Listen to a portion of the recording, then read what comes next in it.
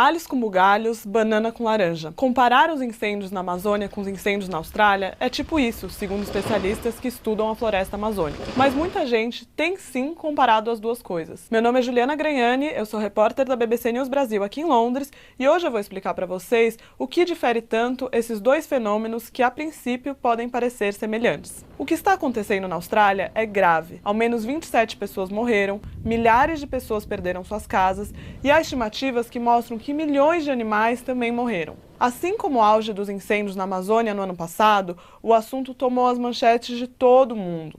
Mas ao contrário do que ocorre na região amazônica, o fogo em regiões da Austrália é um fenômeno natural.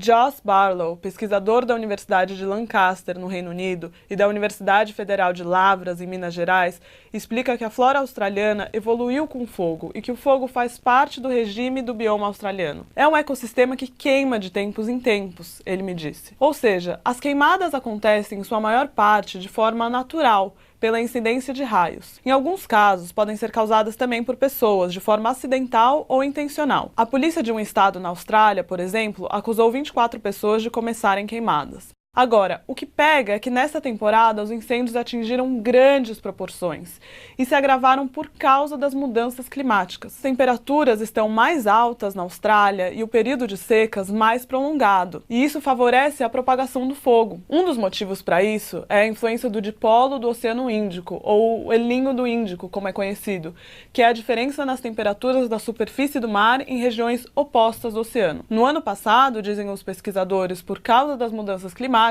foi extraordinariamente forte. Isso significa que a região a oeste do Índio ficou mais quente que normal e a leste mais fria, causando enchentes na África e condições secas na Austrália. Então, a dimensão dos fogos agora é muito maior do que normalmente é. Agora, a floresta amazônica é outra coisa. Como me disse Érica Berenguer, pesquisadora brasileira das universidades britânicas de Oxford e de Lancaster, como diz o nome em inglês, é uma rainforest, ou uma floresta de chuvas. Uma floresta úmida que, sem interferência, nunca queima naturalmente. Ela me disse, abre aspas, o fogo não ocorre naturalmente nesse ambiente ultra-úmido que é a Amazônia. Precisa ser iniciado por alguém. O fogo na Amazônia está associado ao processo de desmatamento, que funciona assim. A vegetação é derrubada, colocada ao sol para secar e depois queimada para limpar a área. O impacto dos incêndios nos dois ecossistemas também são bastante diferentes. Na Austrália, por exemplo, as árvores têm a casca bem grossa, que forma uma barreira contra as chamas. Já as cascas das árvores na Amazônia são bastante finas. Um fogo dessa intensidade, como na Austrália,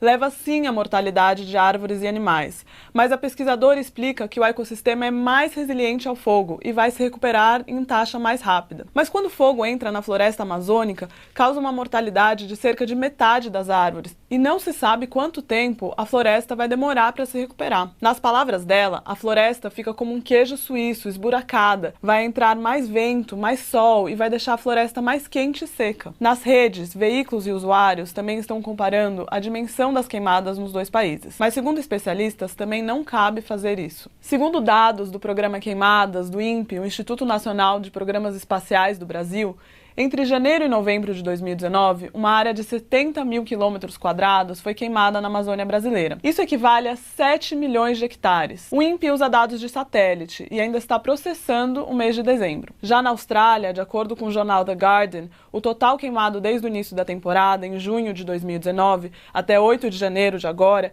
é de 10,7 milhões de hectares. O jornal está compilando dados comunicados por cada estado da Austrália. Para começar, segundo o pesquisador Barlow, comparar o que aconteceu nos dois países no mesmo ano não seria justo, porque o Brasil teve um 2019 normal em relação à temperatura, até bastante úmido, enquanto a Austrália teve condições climáticas excepcionais neste ano, bastante secas. Além de datas e metodologias distintas, outros aspectos que esses dados não podem traduzir complicam a comparação entre o fogo na Austrália e no Brasil. Especialistas dizem que os números do INPE subestimam a área queimada na região amazônica porque os satélites têm dificuldade de detectar o fogo debaixo da copa das árvores. Os satélites detectam melhor fogo em áreas abertas ou em biomas como o cerrado ou a savana. Além disso, os dados do INPE não fazem distinção entre os tipos de fogo na região amazônica. Fogos após o desmatamento, que são aquilo que eu expliquei mais cedo, fogos em áreas de pastagens, que são desmatadas em um período anterior, utilizadas para agricultura e cuja queima pode servir para eliminar ervas daninhas, por exemplo.